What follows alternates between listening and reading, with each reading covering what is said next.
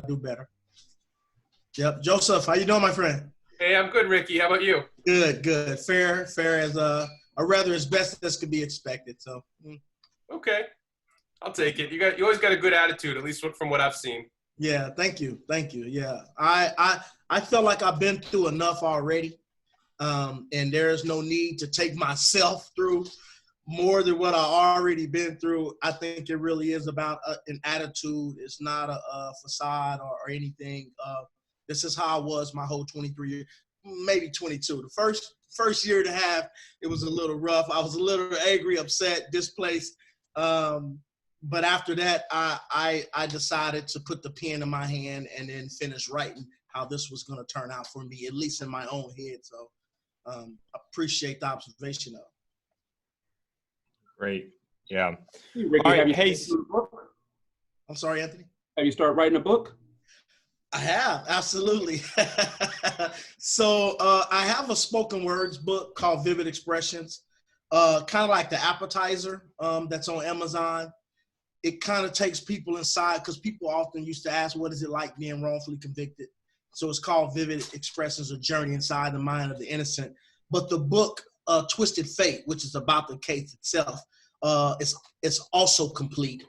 In fact, it is being edited right now as we speak, and hopefully somebody, I self-published the first time, but I was really hoping to go with a traditional publisher this time, so kind of holding out for that opportunity. But if not, then I'm going to go ahead and self-publish Twisted Fate, probably the end of this year, the beginning of next year. Okay. Do you know the story of Anthony Graves here in Texas? No, I don't. Yes, very good. Thank you. No, I'm usually I'm kind of up on cases, but Anthony Graves run from me. Okay, yeah, similar situation. He drug out of his bed in the middle of the night, accused of homicide. He had no clue, didn't find out what he was being accused of until he was arraigned, and he thought he was coming in for a traffic ticket. Yeah. And ended up spending nearly the next 3 decades incarcerated, got out a few years ago. So I was asking because he's written a book, and so I'll pass off his information to you because he may be able to assist you in that process. So yeah, and I'm writing this name down. I kind of like to stay in the loop then as much as possible. It's becoming more frequent, and so it's a little harder to keep up with. But I used to watch, and then people knew it in prison. Once I started studying the issues, once my legal team came on board and I didn't have to work so hard myself in the prison law library, I shifted to really focusing on some of the underlying issues that cause wrongful convictions. And so I would pull this case, and people would come to my cell and say, hey, kid, here's another case. And I kind of would study what caused them to go to prison and what eventually brought them home. So I used to know a lot of names. But again, it's becoming more and more frequent. And then me only being home 9 months, trying to really catch up with my life, I get a little behind. But I just wrote his name down. I'm definitely going to look him up. Okay. I have his number for you. Okay. I can get it up to you. Okay, sounds good. Thank you. Wow. All right. So, hey, everybody, let's get let's just jump right into it. So what's going to happen here is I'm recording this Zoom call right now. At the end of it, I'm going to post all of it unedited, or at least that's the plan, to my YouTube channel. And I can send everybody the raw footage as well. And then throughout the next week or so, I have some employees here, and they're going to chop up sort of the most dynamic and best pieces of content, and we'll put them out through various social media channels. Obviously, with everything going on right here, just the mission is to provide insight and move the conversation forward. I think nobody is probably more qualified to speak about the injustice of the current criminal justice system than you, Ricky. So I really appreciate you coming here and using, what little platform that we have and donating your time and your message to this. And I think that we could have a great conversation. Yeah, agreed. Looking forward to it. Let's get started. All right, great. So just to get started, can everybody just introduce yourself and give a 20-second bio about who you are? Sure. I'll go ahead and start. My name is Ricky Kidd. I'm 45 years of age.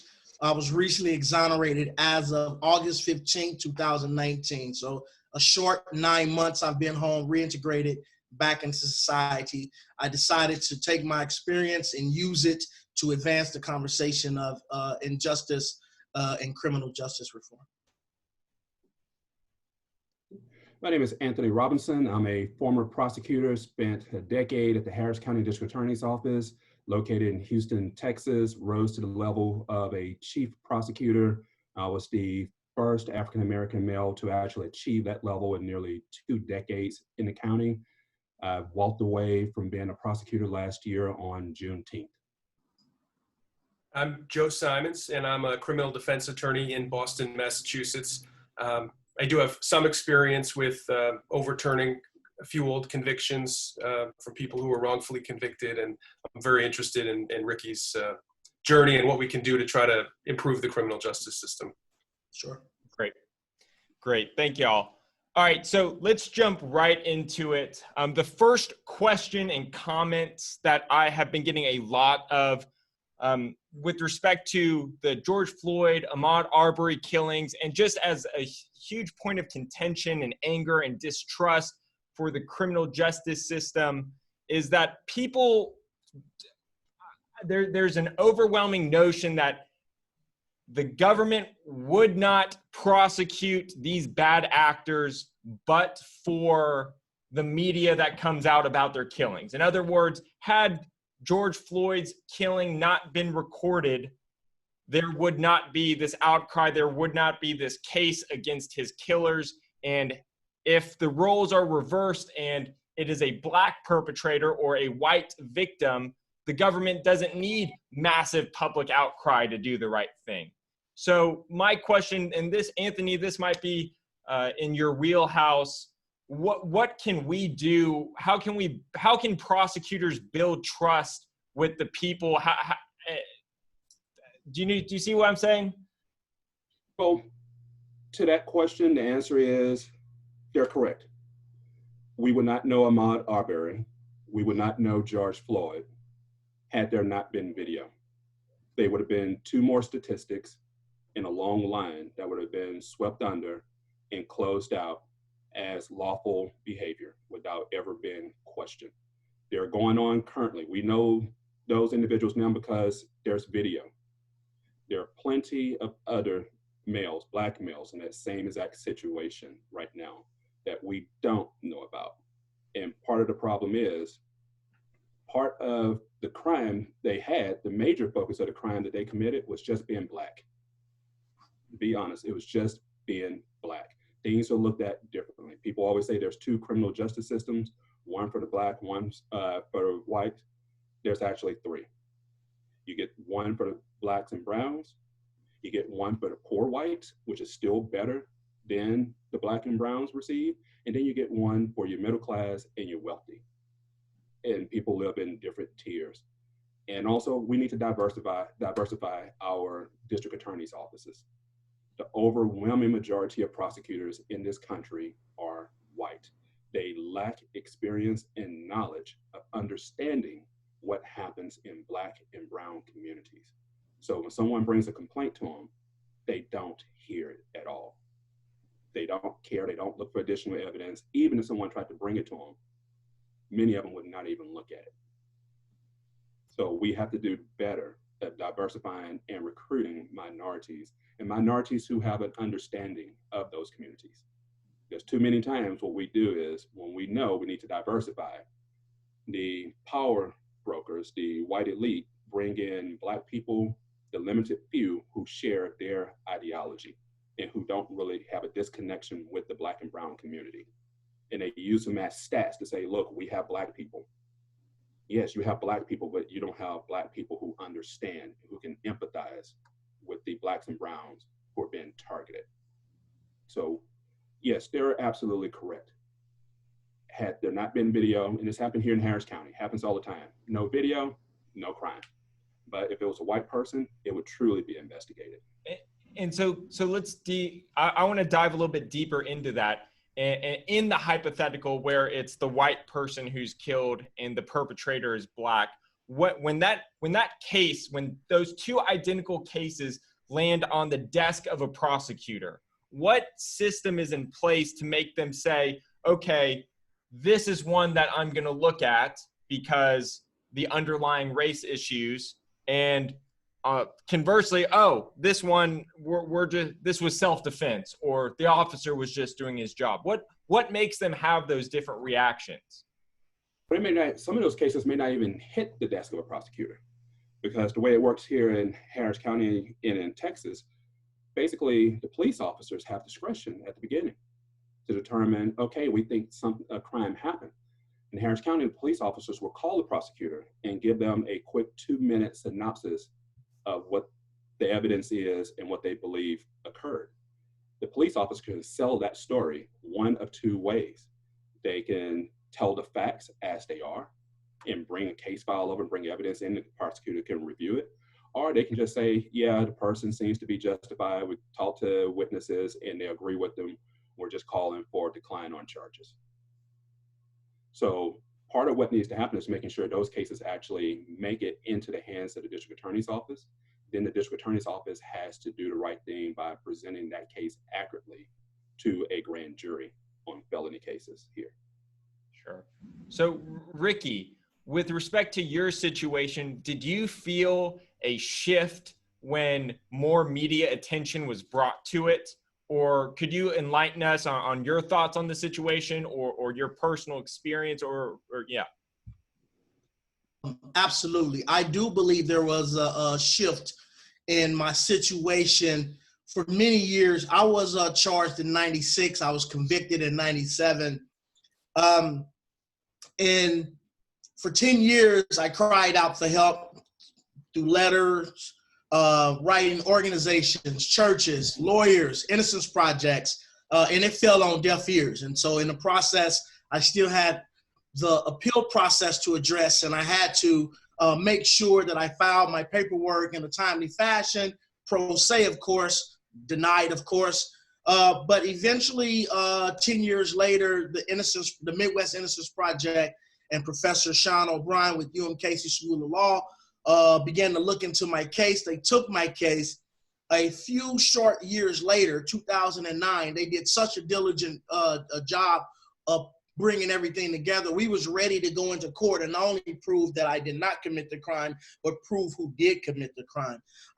And the Missouri Attorney General's office pushed back on that for legal reasons, jurisdictional issues, time-barred issues. And they kept playing that game, I call it a game, for 10 years. I just come home last year. So it took 10 years from 2009 to 2019 when the facts had already been out. They was flushed out. But it was only until media attention where the media started paying attention to my case here locally. I shared one of those stories with you. Police Commissioner Alvin Brooks had came forward. Ex-prosecutor Cindy Dodge had came forward. Many people, state representatives began to weigh in. And even then, they still would not back down. And so the drumbeat had to keep drumming till eventually they had no choice but to pay attention. Now, ultimately, the courts the judge, at the end of the day, no protests, no media, those actions itself cannot get a person out of prison. A judge is going to have to sit on that bench or sit at his desk and pick that pen up and decide to sign yes or no, this guy is able to go. I tend to believe that when people are paying attention, or those entities or those judges or those elected officials recognize that people are paying attention, I feel that they tend to do the right thing more so than wrong. Had nobody not paying attention, it's easier to sweep it under the rug. Sometimes, even with all that attention, it still doesn't matter. They could be some stubborn individuals and nothing is happening there regardless. They could be on the verge of retiring. They don't feel like there's no political consequence, and sometimes they'll double down. So it really can work both ways. Sometimes in secrecy, they'll let you go. But when it's open in the air like that, sometimes they'll double down, they'll triple down. I think Anthony probably been in that environment. I'm assuming not himself, fair to say, but at least he's been in that environment where he can recognize some of the things that I'm saying. Again, whether they double down or whether they actually do the right thing. But media definitely does help. The media, you're absolutely right, Rick. The media is very important. And let's keep it in the context now, because throughout the country, what we hear are a lot of police agencies and district attorneys' offices, when there are body cams and evidence out there that can show what really happened, are going into court and arguing and trying to keep from releasing that evidence. And they're doing it under the guise that, well, if we put it out, there'd be too much pretrial publicity and the case would get transferred to a less diverse jurisdiction. You know, there was a point in time, maybe a couple of decades ago, when that was a valid argument. Currently, everyone has a cell phone, everyone has a camera. Majority of evidence we're getting in now through DA's offices and just in general are coming from the public, not the police. So why are the police trying to keep their videos from being released, and why are the district attorneys actually latching on to that ridiculous argument and trying to keep the evidence from coming in? Yes, they don't want to come in, because if you start seeing what these officers were doing, there would be a lot more outcries out there. There'll be a lot more George Floyd situations occurring, and they don't want that on their hands for those same political reasons. Now, you're right. When there's a light on people, they many times will do the right thing, but it depends on their position. If they're in what they're considered to be a safe county, where people share the same ideology as they do, they will double and triple down. When you think about it in recent pop context, think about Drew Brees' statement just the other day. He doubled down on a statement from 4 years ago in regards to Colin Kaepernick, because he felt so comfortable saying it. And now he realizes that more people are converting back to the other side and willing to speak up. He comes out now with the apology. Good point. Right. Good point. Anthony, to follow up on that, and Ricky, I'm curious about your thoughts, or if you know around the country. Here in Massachusetts, there's almost no body cams. Boston, about a year or so ago, started doing some body cams on a very small, limited trial basis. When I became a defense attorney, I was surprised, because even 10 years ago, I assumed that all police would easily have body cams. The technology's there. I mean, it's only getting cheaper and cheaper to store that. And I think, like it was mentioned earlier, we wouldn't even know the full context of what happened to George Floyd if that 17-year-old girl hadn't captured it on her phone camera. And you can only imagine how many times these things happen and we don't know, or even lesser travesties happen. So, have you seen any movement, either Anthony or Ricky, toward more body cams, or what reasons that departments are giving for not having body cams? I know there has, Yeah, go ahead. I would say there has been a movement towards more body cams in your major cities in Texas. And there's no excuse not to have them. If the police departments can have tanks and assault vehicles and all the infrared technology that they're purchasing under taxpayer dollars, they can get body cams to equip all officers with, so that they can make sure they accurately depict what occurred on the scene, to give us an independent view other than their narrative. So there's no excuse when your policing agencies can have all this tactical gear to say they just can't afford a body cam. And as you mentioned, Joe, the technology is getting better and the price has come down. The majority of the price is not the hardware now, it's actually just the server space, in which is cheaper now to store things. And it can be protected where it can be in the cloud and still have a level of protection where people aren't hacking and getting information. So I'm amazed that Boston still doesn't have body cams. As a matter of fact, I would advise all Black and brown people is basically to keep your camera, your phone on you, and have the first setting on your phone screen, your main screen, to be a camera, because you need to carry around your own body cam at this point. Yeah, I agree with Anthony. It is a fair investment, in my opinion. It makes sense, because a body camera or dash cameras, and I'm shocked too. I did not know about Boston particularly, but I do keep up to some extent. Even before I came home, I knew that states and counties were moving in that direction and kind of coming off that cost issue, which they really was big on at first. Cost has come down. It's really effective. But the benefit to a body camera or dash cam is that it tells the truth. It's a truth teller. It's a truth teller. Listen, if the guy pushed the officer or did something wrong, the camera's going to tell the truth. It's going to support the officer. Why wouldn't you want that? And if something did go wrong on the officer's side, the camera's going to tell the truth. Why wouldn't you want that? And so you really can, we're not silly.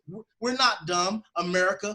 I'm speaking about. And so in my opinion, there's an underlying reason. If it really isn't the cost, and that sounds like a ruse, then what are you really doing when you decide not to have body cameras? I think states like that or police departments like that is saying, well, what we're going to do is continue to allow the American public to take our narrative, and then that's going to be the narrative. And that's really unfair, especially in today's time, in today's climate, where we really do need the benefit of body cameras because the officers have not always been truthful in the narrative after a crime or after an arrest, or in George Floyd's case, after a death. And just quickly to follow up with the protests that are going on right now, what we're saying is it's not only important to have the body cameras, but the officers have to turn them on. Yes. And it's very clear when they're on and when they're off. And they know when they're on and when they're off. And if you're already putting on riot gear for people who are protesting their constitutional right to be out there and protest, but you're donning riot gear, then the moment you put your shield down, you hit that button and turn that camera on.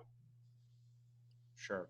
And this kind of transitions beautifully into what we were just talking about. The next section, block of questions that I have to do with police officers and their training. There's a viral video on TikTok going around where a hairstylist in Texas details the amount of training she had to go through in order to become a hairstylist. 2 years of training, 2 years of two board certified tests, and then she transitions it to the amount of training a police officer has to go through, which is, up to 6 months in the academy, at least in Texas. So question one is, what can we do to make sure these individuals who are given so much power to police us, to police, the citizens of this country, are actually well trained?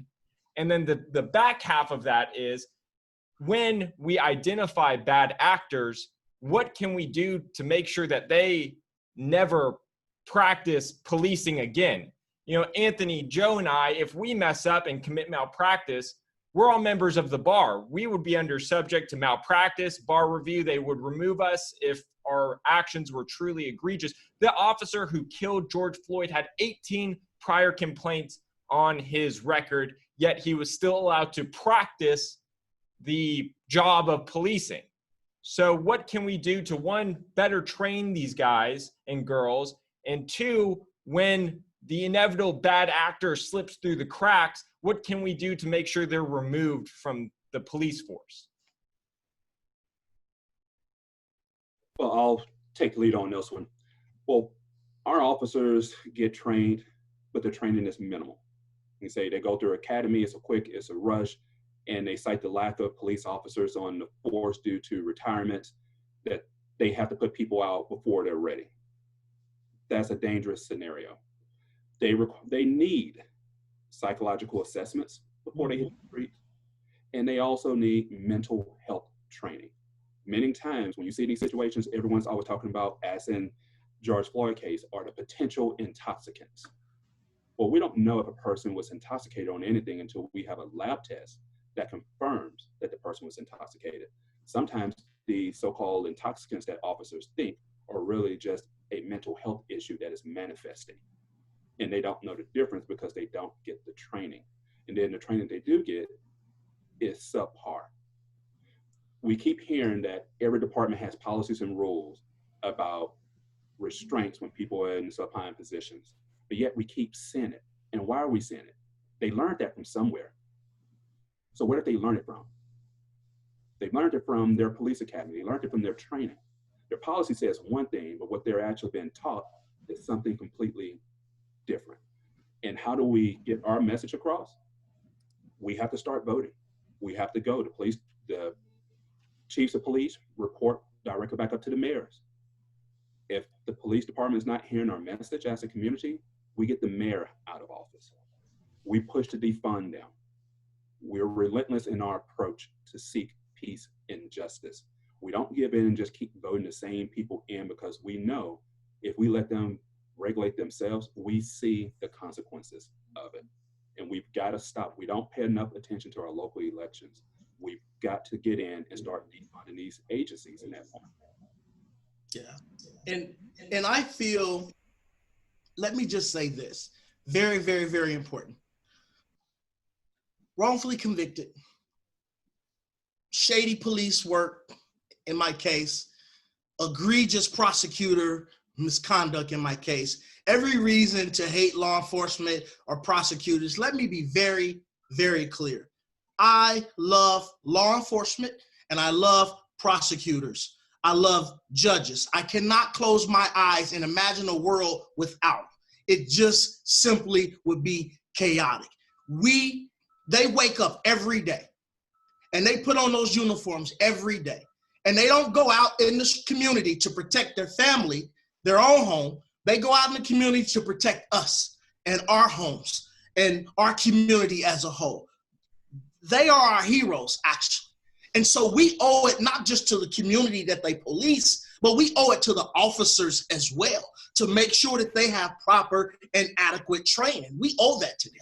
The ones, I'm talking about the good ones, and I believe that a vast majority of police officers are good police officers, but we owe them that. So I want to be a police officer. I'm saying that I want to protect and serve, and I want to be involved in my community.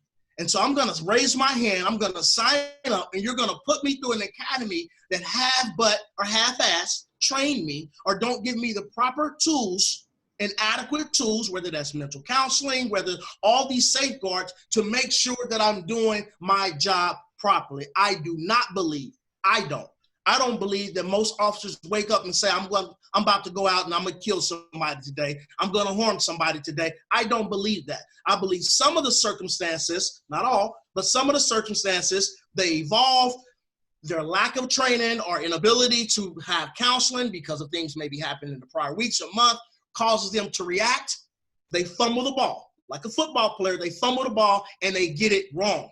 But we owe the community and we owe those who put on that uniform and that shield every day to go out to serve and protect. And so there's both sides to this, guys, and we have to do better in protecting the community, making sure that the officers have the adequate tools to do policing, and then to make sure that they are held accountable.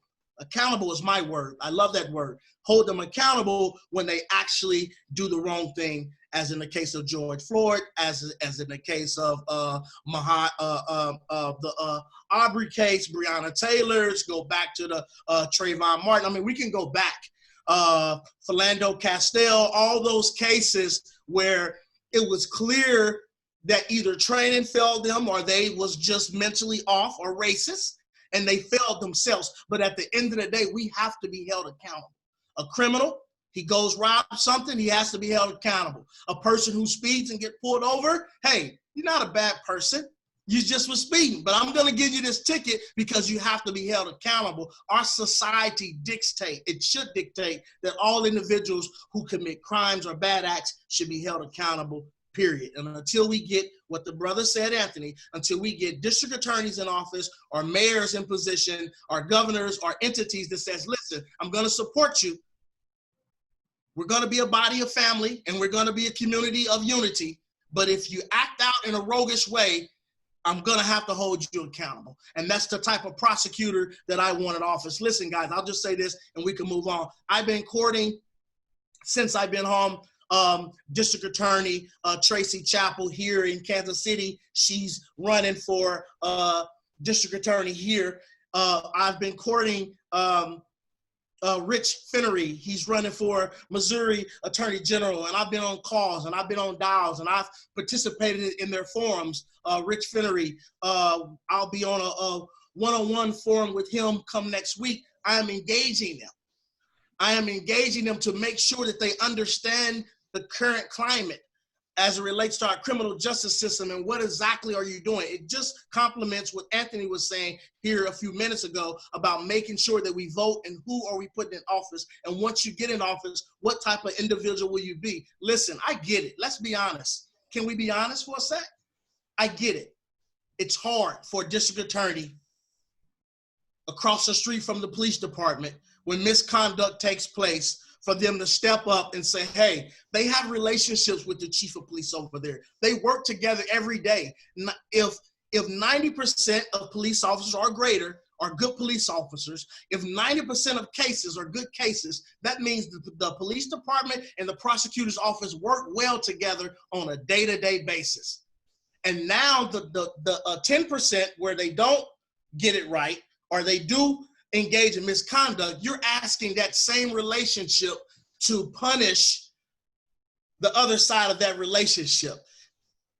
That's not logical. And so as we move forward, when we go from protest to policy discussions like we are today, we need to make sure not only the district attorneys have the forethought and the gall to press a charge or pursue a charge, but also perhaps even looking at taking it out of their hands, since they already have a cozy relationships. Understandable though, they already have a cozy working relationship, which we need them to. Perhaps we need to look at taking it out of their hands so they don't even have to deal with that dilemma. I don't think that's fair to our good prosecutors who we elect in office. Ricky, just to echo for a second, I actually have a lot of respect for police too. And more so as I've become a defense attorney in the last 10 years or so, like I've sort of seen the hard work that they do. I've come to respect even more than I did probably before I was involved in the law.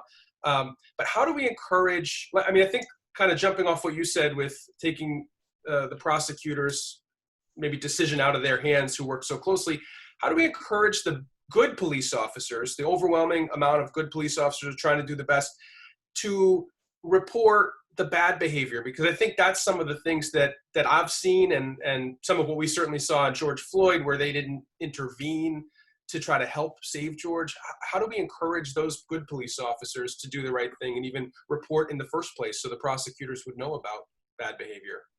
Yeah, I think fabulous question.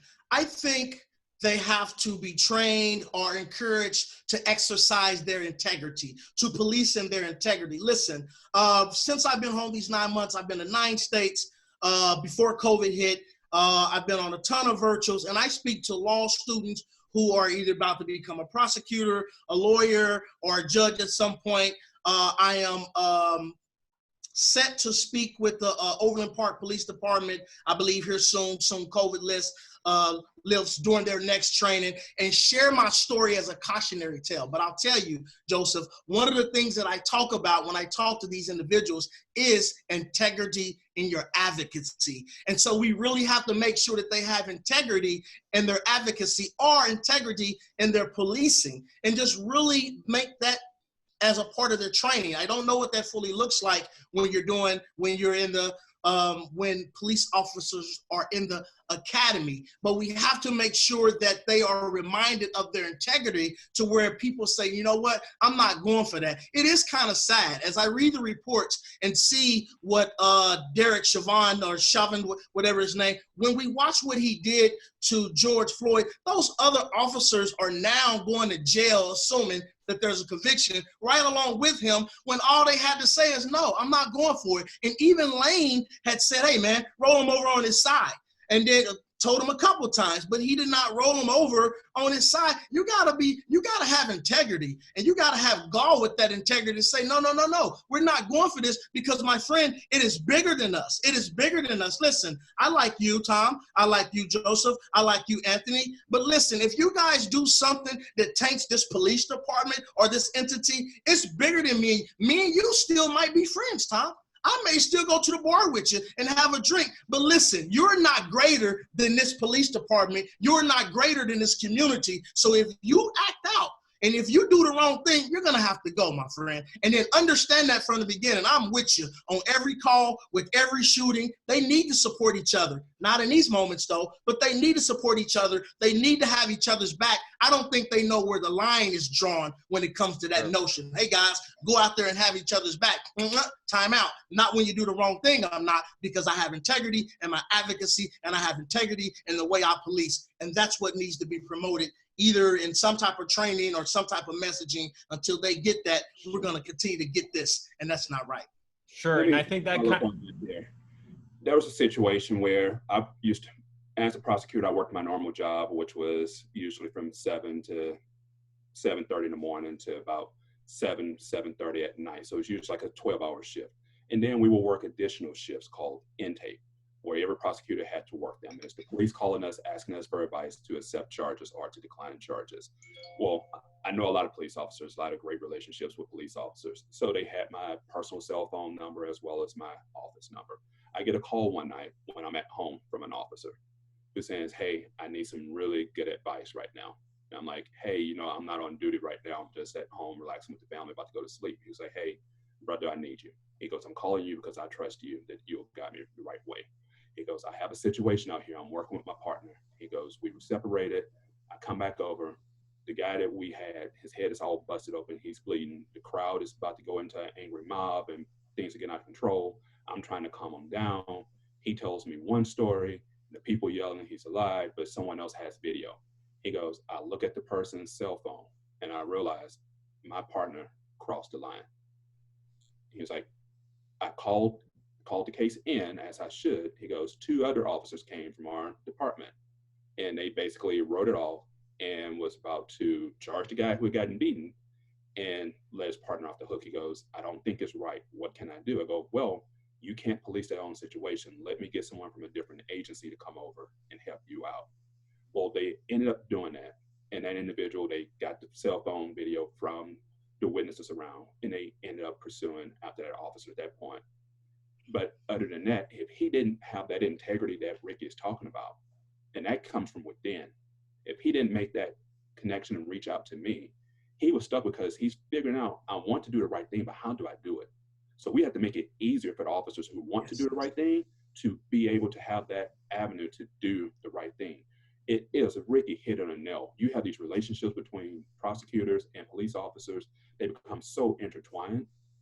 It's hard in those 10% cases to know when they're supposed to punish. This is why we may need citizen review boards for these types of situations. We need an independent eye, whereas an outside DA's office or Attorney General's office, someone else needs to be looking at these cases because internal affairs with police departments aren't doing it. We see from Derek Chauvin, 17, 18 times. Nothing was happening. There was nothing done in his history to tell him to stop. He only escalated because he knew at that point he was becoming Teflon. Nothing was going to happen.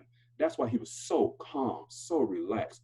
Think about it, 8 minutes, 46 seconds, hand inside your pocket, not distressed, not hearing anyone. It's almost like he was watching the Calm commercial that comes on now. And he was just taking deep breaths and just relaxing while he squeezed the life out of a man. It makes me emotional, man. Just really, that's sad. That's sad because he's taking deep breaths as George Floyd was taking his last breath. And it's sad. It's sad to watch. And as he just, it's sad. It's terrible, man. That's one of the worst. To me, it sounds crazy because we have cop shootings or road cop shootings. That's worse to me. You knew that he knew his knee was suffocating him. You knew this.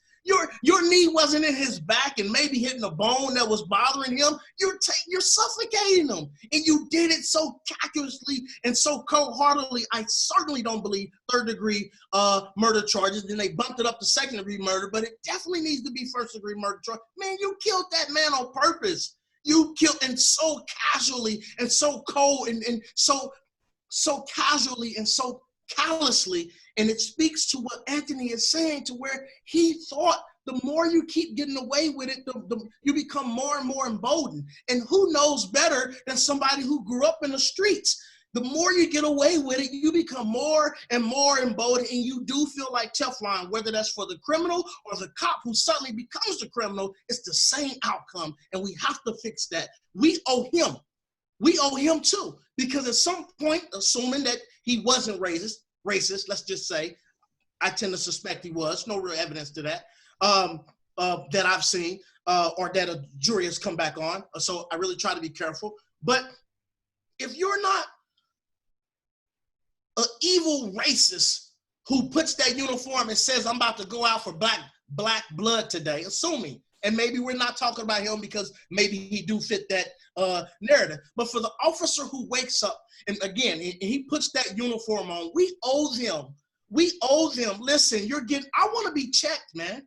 I want to be checked. When I'm out of control, or not out of control, but when I'm making poor choices, just everyday poor choices, bring it to my attention so that I don't continue to escalate those set of poor choices, and help protect me and keep me on the right pathway. You really want to surround yourself with people like that. Those are your real friends to me. Those are your real families. That is your real fraternity, when they make sure that, listen, I'm doing this in the best interest of you, and we know it. Your father or your uncle will tell you, because if you keep going down this road, you're going to end up dead, or you're going to end up in jail. Well, officer, friend, colleague, partner, hey man, if you keep that up, you're going to end up going down the wrong road anyway.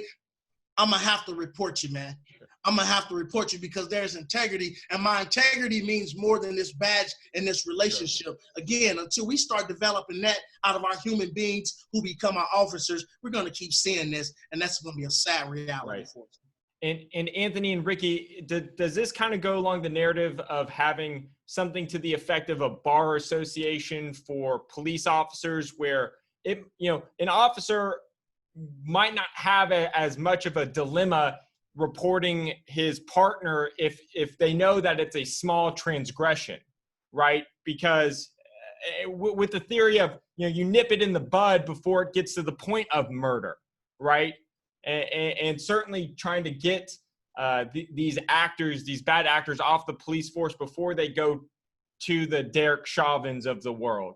So Anthony, specifically to you, who has more of the inner workings, what can we do? You mentioned a third-party review system for reviewing police misconduct. Can you elaborate more on that, just on what specific policies we can do to change this?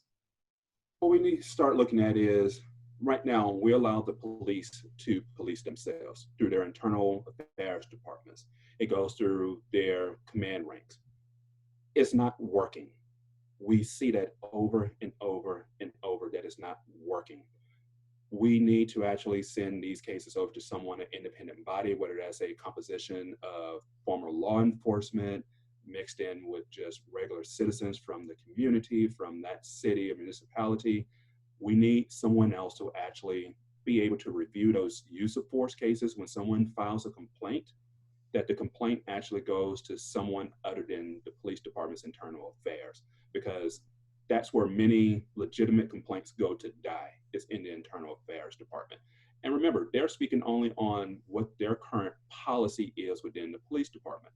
So maybe in that context, the person did not break the policy of the police department based on their training and the way it was written, but they have broke the contracting policy with the community. And we need to start policing, because as the community, we're the ones who elect the officials to determine what the laws are. That is still our power as citizens. We have given authority for them to craft policies and laws. And when those laws don't work, we have to take it back, and we need to be able to constantly review. We can't go back and say we want a new law when we don't know what the problem is as the citizenry. We have to be able to see and get the evidence and information in to know, wait a minute, we don't like the way this internal policy is working. This is not what we want. We propose a revised policy that the police department has to adopt. And the only way you know it is if you see the evidence. Now imagine, they won't release body cams, and they try to keep that from the public.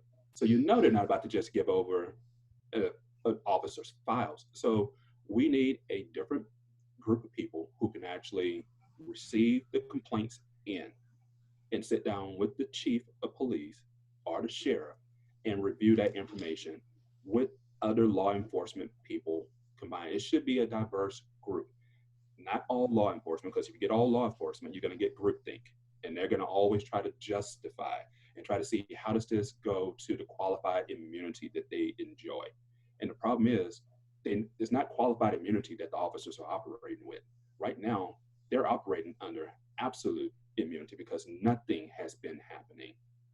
Nothing. Only when we get independent video is something happening. And even when we get that video, as in the Philando Castile case, we still don't win the cases at trial, which is another issue that goes directly to the district attorney's office and how the cases are investigated on the scene by the police departments. So even when we think we have something, so I'm pleased that charges were filed in the George Floyd case. But I know as a former prosecutor, it's a long ways from being over. And people saying, well, you have it on video, it's slam dunk. No. Juries don't like convicted. Right now, but you never know what 12 people are going to do inside the box, because they would lie and say whatever they can to get onto a jury with an ulterior motive to free that officer, because they can connect with that officer. And that's the mentality and behavior we have to get away with as a society as overall. Sure. Yeah, go ahead. I'm sorry, Tom. Oh no, continue, Ricky. I was going to transition to the next question, so I want your point before we do that. Just a small caveat, two real small caveats, if I can. It's so intricate and complex because we love our officers. We love our frontliners. We love our first responders. That's true. It's this weird America relationship because we love our firefighters. We love our nurses and our doctors and our police officers like they are our heroes. So it is, even when charges are filed, it's hard for a jury to come in and want to send our hero in our mind to, even though he or this individual may have become rogue.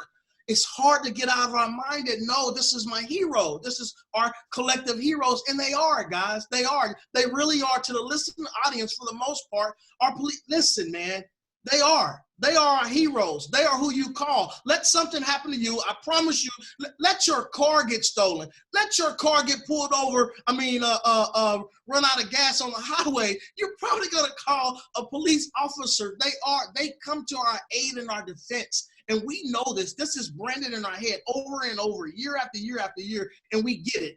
The crowd that probably don't get it the most are criminal element-minded individuals, just being honest. I come from that world. I did 23 years in prison. I get it. They don't like police, period. But most citizens and society as a whole, we like our police officers. And so it is hard to sit on a jury once assembled and find this individual guilty, even despite some of the hardcore evidence. And so that's a small caveat to really help give this conversation context. I also want to say this too, because it's important to be fair and balanced when we're having this conversation. And we have to be careful. I have a message for the police officers, for the police chief, for the mayors, for the district attorneys, but also to the community. We have to be careful. We have to have integrity as well. Accountability across the board. You want them to be held accountable, then you need to be held accountable anyway. I want to be held accountable myself.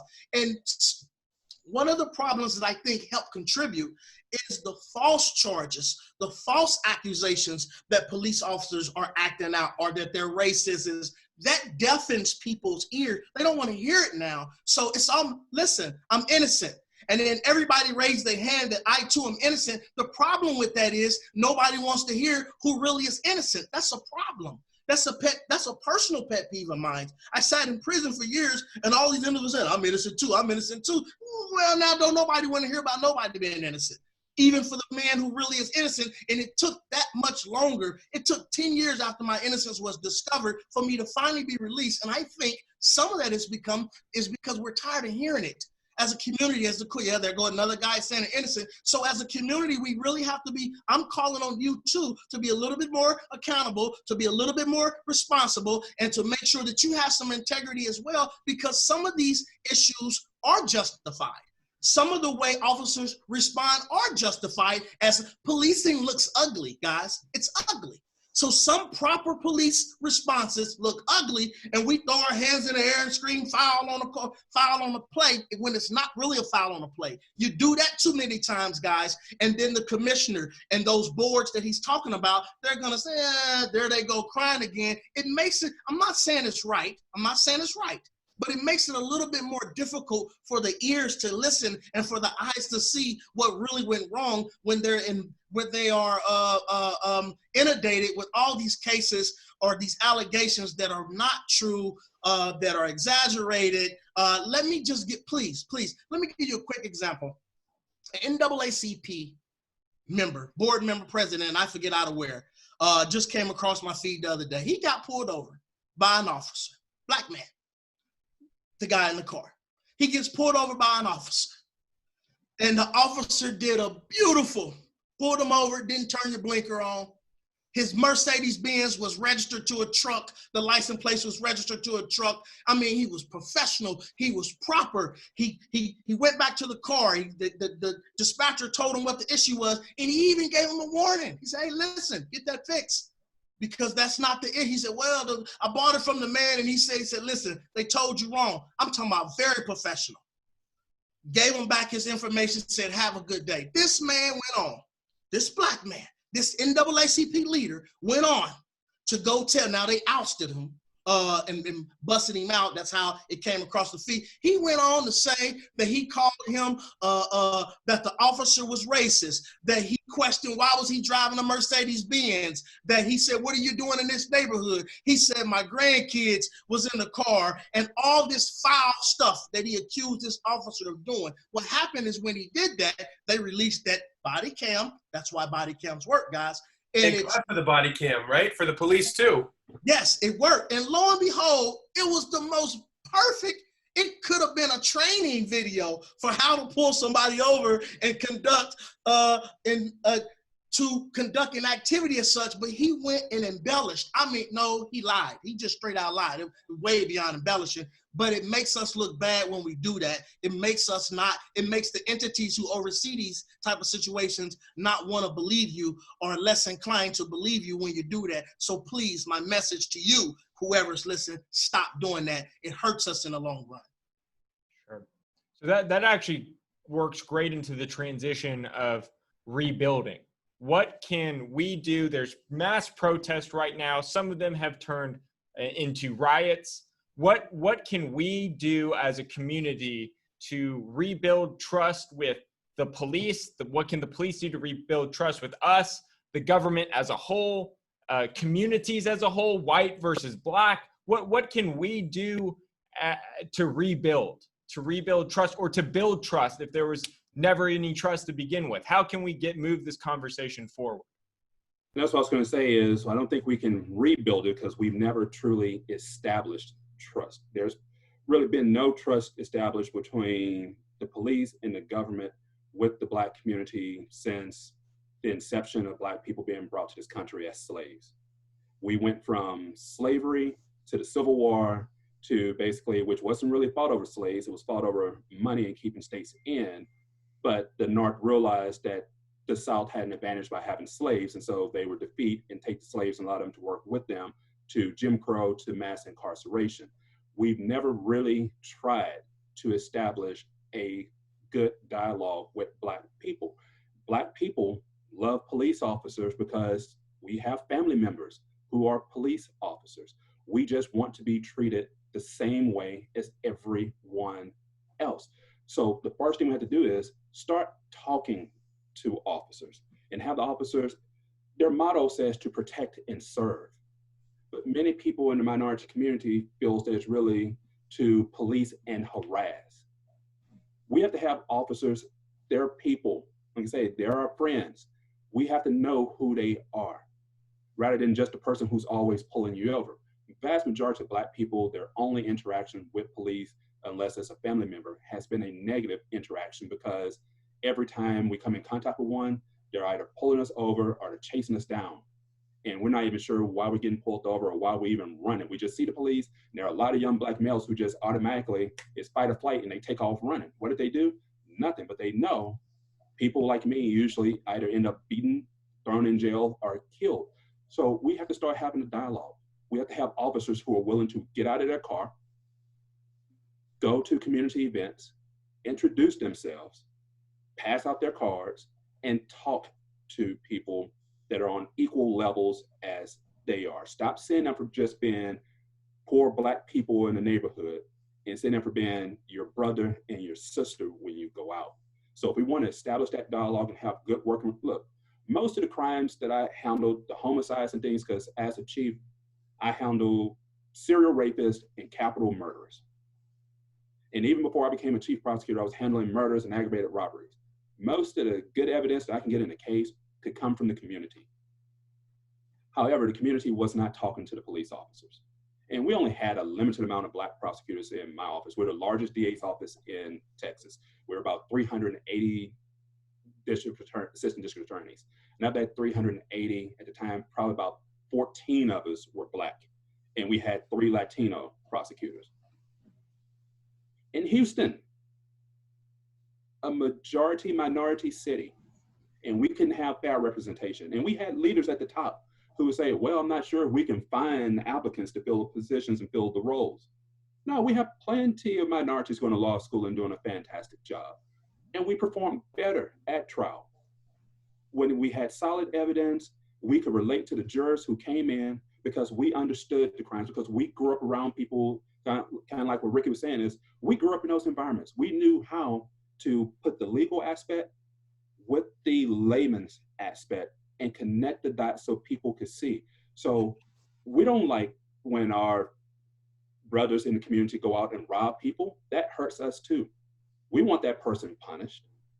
We don't want to see that. But in order to get that evidence, you have to have a trust established. They have to actually come out and start talking to them, because when people think, kind of like what Joe was saying before, hey, my client can call the police, and then the police come out, they're arresting my client. No one wants to talk to you at that point, because they feel, even when they call you to do the right thing and to help you out, they end up getting arrested. So put down the shield and open up your mind and open up your heart and treat them as they are, God-given human beings on this planet with you, and work with them. That's how we get there. We get there by the police officers coming off the power trip and the egos and realizing, I'm going to see you man to man, man to woman, woman to woman. That's how we get there. For the officers who go out, we have officers in Houston and Harris County who people in the neighborhood know. Those are the ones who we get tips on what's happened. But the majority of the officers, is a job when it should be a passion to help people. Yeah. If you can't put the passion in as a police officer or as a prosecutor or even as a defense attorney who has to protect the rights of those individuals, you don't need to be in the game. You need to get out, because it ain't meant for you. Yeah, I think that's beautifully said, Anthony.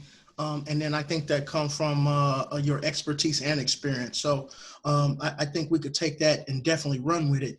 Not really much to add with it or add to it, except just making sure that officers, kind of back to my point earlier, that even within the department, as you take your shield off and set your ego aside, make sure that you are holding each other accountable. Because what happens is, if I have 6 brothers and I'm in the kid family and we're the kid family and I love purse snatching or robbing old ladies, the rest of my brothers and sisters might get that reputation as well. That's how we think as humans. We tend to associate. That's what creates our bias. I flew to Spokane, Washington, and spoke to police chiefs, prosecutors, judges in the community. We did a open public forum. And what I talked about was, first I shared my story as a cautionary tale, but I also challenged everybody in the room to check their bias. And then understand first that's a real thing, and then where it comes from. And I don't mess with white people because of this. I don't mess with women because of this. I don't mess with black people because of this. Our bias, and I don't mess with cops. Some of us never even had a bad experience with a cop, but we've seen what George Floyd went through, and now all of a sudden I don't like cops. That's why it's bigger than us. And the community, the police department community, they have to begin to understand that. This is what you do. I may love you, Anthony. I've been bro, but if I stick with you, it's going to hurt us all. It's going to hurt us way bigger. Man, you may say, hey, man, I shouldn't have, I don't want to go to jail, but I don't want it's bigger, man. You're going to have to do your 9 years or whatever they're going to give you. Because it's bigger than that. It hurts us. It hurts us when we do that. You see how it hurts us. And his point is so spot on. Anthony's point is so spot on. But this point is equally matched to that. If we don't start doing that, if we don't understand that, then people who never had no interaction with police, no bad interaction with police, is going to take that one situation that they see is so on flames right now across the country, and their bias is going to sink in so deep that it's going to be hard to unearth that or to bring that out. And so we really have to be cognitive of that, and we have to be responsible when it comes to that. Listen, when I got done, I went there, and there was a district attorney there in Spokane, and they said, Ricky, listen, I don't know if you're going to be able to reach this guy. He's such a hard head. He's thought all these different things. And I wasn't trying to. I just wanted to share. But lo and behold, when I finished, the district attorney walked up to me and shook my hand. He pulled me to the side. He said, Ricky, after hearing your story, and this guy was he was the type of district attorney that was fighting my case and trying to keep me in prison, knowing that I was innocent, that type of individual. And he said, but you know what? Hey, I'm going to check my bias. What you said to me really resonated with me today, and I'm going to check my bias. I'm not going to say that I'm going to do everything that the community is asking, because they was asking a lot, probably properly so, but I'm going to begin to check my bias. And it meant so much to me just to have that moment of impact and dialogue and exchange. So we really have to make sure that we're not creating the climate or the environment where people's bias seep in so deep that they're unable to check it. That's a responsibility on all of us as police officers, as citizens, as a community, as a human race. So. Sure. And that kind of transitions to my next question, which Joe and I cannot know. We do not know. I often say to people, I primarily deal with catastrophic personal injury. And I talk with people who have lost a loved one or who are paralyzed or whatever. And I say, I know that I don't know. I know that I don't know the pain you're going through, what it's like. I just don't. I'm trying my best, but unless I'm in your shoes, I cannot know. So my question with that preface is this: what can white people do? What can allies who want to do good and change the system for the better and raise us all up? How can we help? Or how can the white person at home watching this go out and promote our cause? Listen, speak up. You're seeing it, and I tell people it's difficult, it's hard. I worked as a prosecutor for a decade. And if you look at my background and where I grew up in the area, you would think I would never be a prosecutor. Matter of fact, during my interview, that was one of the questions, because it's almost like a Senate confirmation hearing where I have 18 prosecutors peppering me with questions. And I still remember to this very day, one prosecutor asking me, well, why do you want to be an assistant district attorney? And I looked at him with the most honest answer, because at that point, I'm figuring you're not going to hire me anyway, because I don't see too many people in this office that look like me. And I told him, quite frankly, I never thought I would be in this position to apply to be an assistant district attorney, because everybody who I've grown up with sits on the other side of the table, on the defense side, and not on this side of the table. And that was the only response I gave to him. And he just kind of smiled and chuckled. And I talked to him several months later after they hired me on. And he told me, man, that was the best answer I've ever heard. He said, because I can tell you were honest with it. How can you help? It's our stories are out there. You may never, and you will never probably know what it's like to see, before a police officer even puts flashing lights on, we see that officer in the background when we're driving a car. We're always on the lookout, not for other cars that hit us running a signal light or a stop sign. We're driving around, we're attentive because we're looking for where the police are. Just in our normal everyday lives. Even me as an attorney, even as when I was a prosecutor, I'm traveling around, I'm licensed to be a prosecutor. I'm licensed to have a firearm on me. And I'm nervous about having the things that are lawful, because I know when the officer sees me, he's not going to care that I have on a nice suit. He's going to see this. And that's what Ricky was talking about. That's the biases that we have to check. We need more racial bias training within our police force. We need it within our district attorney's offices. And we actually just need it in general as people to assist this situation. So when we come to white people with our stories, we just need to have someone to listen, hear them out, and look at the information and then speak up. We just need the voices to be heard. That blue line, that blue wall of silence. I saw an officer in, I believe it was Fort Lauderdale, Florida, on the news recently, where a white officer shoved the protester who's already kneeling down to the ground. In any other times, I seriously doubt this would have happened. And it was a black officer. But she ran over and took her fellow officer to task at that moment. Even for her, that was something special, because you would say, well, the black officer did it. But it doesn't make a difference. When you put on that uniform, that's a brotherhood. Even black officers, Latino officers, you get indoctrinated into that culture. And that's why I tell people, when you start thinking about prejudice and bias and racial behaviors, it's not just white people in the police force. Because once you get indoctrinated into the culture, you assimilate into that culture. And you start becoming biased against black people that you grew up with and not even realizing it. Because the only thing you hear and see is, hey, black people commit crimes. Black people commit crimes. See, we went over there, we found a black person, and we arrested them. We have here in Texas, I'm not sure if you guys have, Joe, if you have it in Boston, Massachusetts, where you can get stopped while riding a bicycle at night without a headlight. As a prosecutor, that was something really odd to me, because growing up where I grew up in the South Park neighborhood of Houston, we were lucky to have a bike. And if we had a bike, it only had the little reflector that comes on it. We couldn't afford a headlight. So we were never going to have headlights on our bikes. And that was crafted to be a crime. It was a ruse to give police the opportunity to pull you over and stop you and start searching you for drugs. Walking in the street where a sidewalk is provided. Travel in Sunnyside, Houston, or in 3rd Ward or 5th Ward. Look at the sidewalks. It's more dangerous to walk on the sidewalk than it is to walk on the street. But that gives the officer a chance to pull you over and stop you. And it's that same behavior that has led to what we're experiencing now. And I see, and a lot of my former colleagues at the district attorney's office have reached out to me to say we didn't understand, because I guess I was looked at as being sort of militant. I'm a very calm, relaxed person. But to them, some of them, I was militant, because I would dismiss cases, give people second chances, because that was my thing. I've had people sign up to go to the military as opposed to go to prison, because prison ain't gonna help you. But if you really want to go to the military and you were already in that process, I can make this charge go away.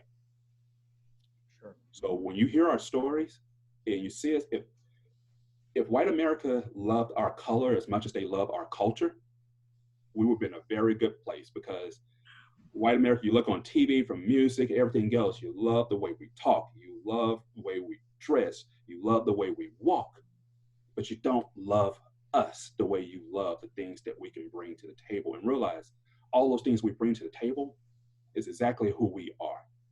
So love us as much as you love our culture. A lot of your social influencers are really just ripping off things they've seen in Black culture. Love us the way you love our culture. We will get there. That's what you can do for us, is listen to us and just love us. Realize that we probably have a lot more in common than we ever realized if you would just hold a 2-minute conversation with us just to start the topic. And when we say something happened to us that was racist, don't say, well, you see race in a lot of things. Well, for us, walking inside of a store, when you start hearing that surveillance come out, do the sweep in area 10 inside the store, we know that is for us. We know, ironically, each time we walk inside of a store, there's a security personnel talking about do a sweep in an area. We start to understand those things, or been followed in the store to think we're going to shoplift, or we're just, like say, we can't take a nap in an Ivy League school while Black, can't drive while Black, can't sit in your house while Black. Every single thing becomes a threat when it shouldn't be. And this goes to reprogramming our minds. And when you see us, just understand, right now we can't shake hands and hug because of COVID-19, but go up to the person and just say, hey, I would never fully understand it, but I'm with you. When you need someone to protest with you, I'll be there to protest with you. You need someone to listen to you, I'll be there to listen to you. In our representation, Joe, we need people like you. I used to tell people as a prosecutor, I could not stand when I had a lazy defense attorney on the other side. because now I have to do 2 jobs. My job is complicated enough. Now I have to do 2 jobs to make sure the defendant's rights are being protected because the attorney is not doing it. I've had to dismiss cases because I just didn't believe the case occurred the way the officer wrote it down, or someone else brought in additional information, and I would dismiss the case. The attorney would come in and go, hey, why did you get rid of it? Because your client made this statement, and I start checking into it and verifying, and it turns out they were telling the truth. They were at this location here when they said they were at that location. But the defense attorney never did that. And that's the sad thing is, as lawyers, we get poor people to practice on. Doctors get cadavers. They get dummies, nurses. They can go around and they can do all their work on someone where there's no consequences. The people that we do our work on in the criminal justice system, there are consequences. Tommy, you work in catastrophic injuries. If you're not doing your job, you're not getting paid. And no one else is going to hire you onto a case. But in the criminal world, basically, you're all we have in that sense. And so I know when I was at the DA's office, there was 4 of us as Black prosecutors, and they used to try to run us off. I mean, the struggle was real at the DA's office. They wanted to run us out the office. They brought us in, wanted to say they want to recruit minorities, but then they wanted us to leave. They would give us the worst court assignments. They would try to nitpick every single thing we did. And so we had to build our own support network amongst the Latinos and the Black people in the office. We were a very tight-knit group. Still my best friends to this day. We all stay in contact with one another daily. They all left before I did. I left a year ago, and I ended up leaving after one of my other colleagues, she left. And I told people I left then because she was like the heart and soul to the office. Where I can be the voice and go and encounter people, she was that soul that kept all the rest of the minority prosecutors there. She left, and then one day I was told, you don't have to, by the DA, you don't have to like it, but you have to do it. And if anybody knows me, you got me wrong. And so it was that day I went home, I thought about it, and ironically, Juneteenth was coming up. I sat down and wrote my resignation letter titled Juneteenth and walked to her office, and surprisingly, she wasn't in her office. Well, not surprisingly, because she was never there. And I turned in that notice, and I told people it just felt like the chains had been broken at that point.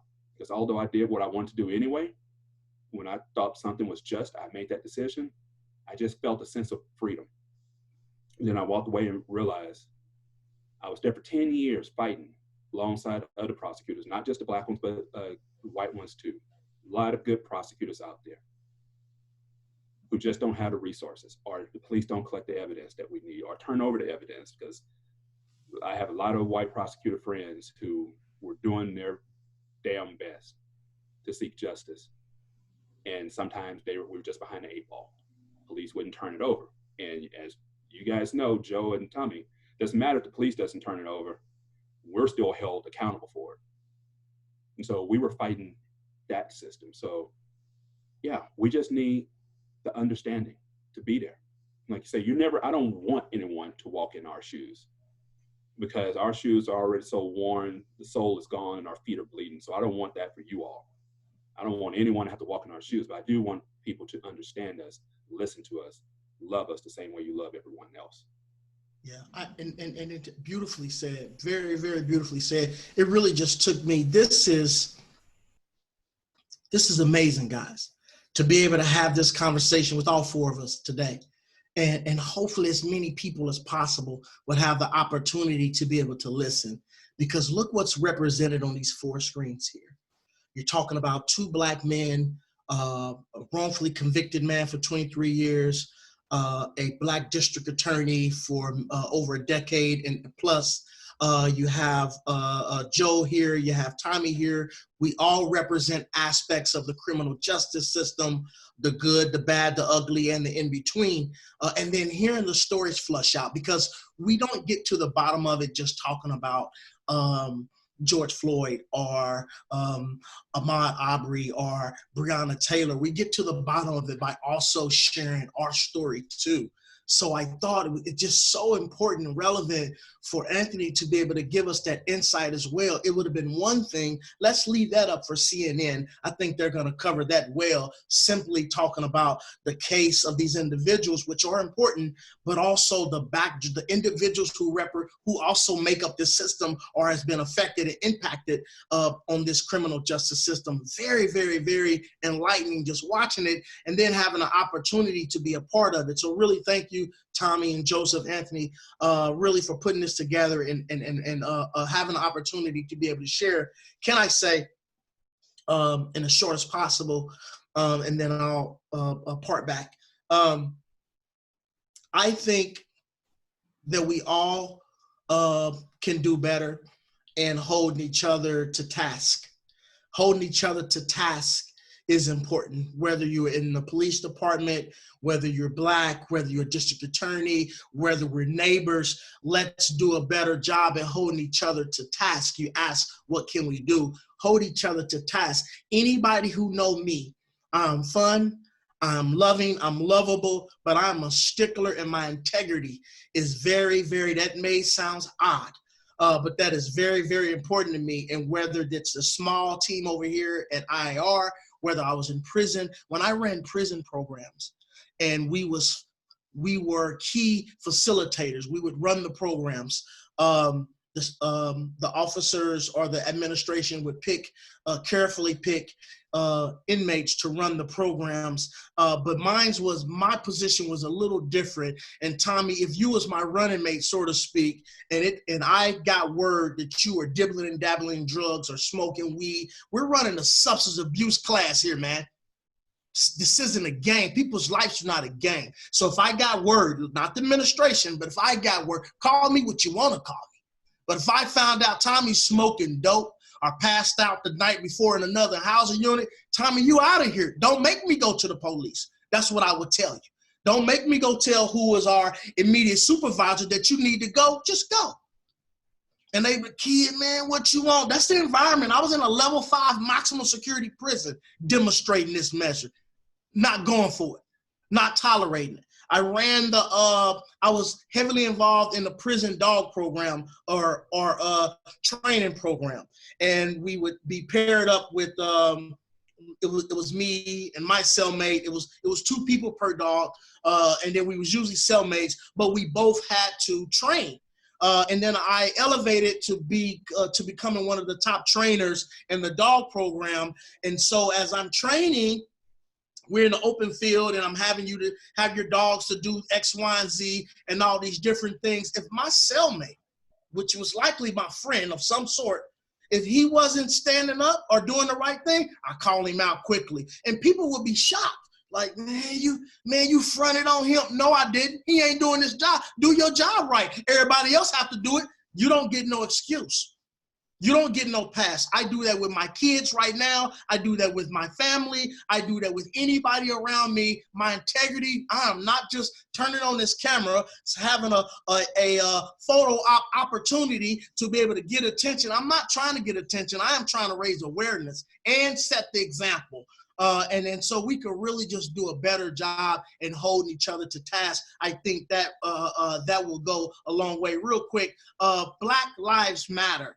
And whether you're white or of a different hue, just to remember that Black Lives Matter too. You ask, what can we do? Understand that Black Lives Matter. And the reason why that movement was so important 4 years ago after the Trayvon Martin is because it seems like everything mattered except for Black lives. Now, other individuals felt alienated or ostracized or offended. Some would say, well, all life matters. Well, the reason why Black Lives Matters came into existence and became a global thing is because for many years we was feeling like we didn't matter, that our voice didn't matter, not just in the sphere of the criminal justice system, but in work or in the district attorney's office or in these various levels of life where we felt like we were not being represented or we were being ignored. If you was of a different hue, it mattered, but if you was Black, it did not matter or matter as much. And so as to, again, to your question, what can we do? People who are white or people of a different hue, understand that Black lives do matter. I'm a white person. It's not happening to me. But if I can remember, you know what? this matters because a Black life matters. I think if we can do that, though, that will go a long way in making sure that we hold each other accountable and we kind of diminish some of these things from turning into what it's been turning into lately. Right. Okay. Well, Black great, Anthony. Oh, briefly. Continue, Anthony. And what Ricky is saying is, yes, all lives matter. But at this point, there's one house that's on fire and the Black people are inside of it. And we're slow dancing in this burning room. So we're asking for the community, for the country and the fire department to come and put the fire out in this house. Your house matters, but your house is not on fire. If your house was on fire, we would be there right along with you to put the flames out. But we've been slow dancing in this burning room for so long that we're at we're at the edge right now. We have nowhere else to go. And that's the difference for the people who want to keep saying all lives matter. We never said they didn't. We just said that we can see that we're on fire and our lives seem to matter a significantly amount less than what your life matters at this point. So we just want to not fan the flames, but put the flames out. Yeah. Well, thank y'all so much for this. Just to wrap up here in the last 5 or so minutes of this, what is, and we'll just go around the room, so to speak, and if you have to tell one call to action for the people listening, what is it? Vote. Vote. Show up, show out, vote. Vote. It's important. And vote, guys, vote. It's really important. Let's go from protest to policy. And then really, like you said, the mayors, those individuals vote. People say, well, it don't make a difference. It does make a difference. And then get involved, not just vote real quick, get involved. Be the change that you want to see. We need prosecutors on the inside. We need people to be officers. Don't hate the police department, hate the officer who does the wrong thing. In fact, don't even hate the officer, hate his action. That's really what I like to say. But don't condemn the entire police department. Get involved in the police. Go to training. Become an officer. You sick and tired of officers pulling you over and not doing the right thing? Become one of those officers so when you pull somebody over, they don't have to go through that. We got to fight the system. We have to fight the system from the inside out. And people are not getting that memo. I really hope not only that they show up to the polls, but they show up and start putting in applications for these positions so that we don't have to worry as much about a climate like this getting out of control in the future. Right. If you go out and vote and you feel that the politicians aren't doing the job for the community and for you, you think about being the elected official. Don't just keep voting people in because they come in with nice little taglines saying they're going to be progressive prosecutors or they're going to be agents of change. If you know that person hasn't done it, you step up, you start doing it. We start taking over the government and putting in the policies, as Ricky's saying, that we want to see. We start becoming the police officers that we want to see on the streets. We become the prosecutors and the defense attorneys. Get out, be active. Don't just go out and vote and leave it at that. Keep that voice heard because we voted before and it stopped. So keep it going at this point. Don't just leave it there. Keep going. I love that, and I'll echo that too. I mean, I think that both what Ricky and Anthony said is so true, and I live in a small town just north of Boston, and in my town, I mean, the local elections, the percentage of registered voters is sometimes in the single digits, and those decisions are so important. The people who are overseeing the police or funding budgets, they just impact thousands and thousands of people, and they really don't have enough, there's not enough interest. So I'm really hoping these people who are now awakening and using their voice to go to these peaceful protests and try to make change. I hope they continue that. But I don't want to just echo. So I just, one thing that I'll say differently than you guys that we talked about is I would say if people can organize and advocate for, find specific things. For me, if I could do one thing, it would be body cams. It would be coalitioning, asking for funding from the mayor, asking for the Boston Police Department and all the police departments around here to prioritize funding for body cameras, for instance. But I think if people work together, I think they can make a lot of change if they focus and do it in a productive way. And I'm hoping that happens issue by issue. Great. Well, everybody, thank you so much for hopping on and donating an hour and a half of your time. My hope is that even if one person, this really affects one person, it was worth it. Anthony, after this is over, I'm going to CC you on a text message with Ricky because you guys seem like you guys want to communicate and exchange. But again, I just want to say thank y'all, and this was a great meeting. Yeah, agreed. Yeah, Tommy. Thank you very much. And it was nice to share this time with men of such integrity. So thank you all for being part of this conversation. And Tommy, include Joe's information on that text also. Okay, you got it. Same here. Guys, take care. Be blessed. All right, everyone. Bye-bye.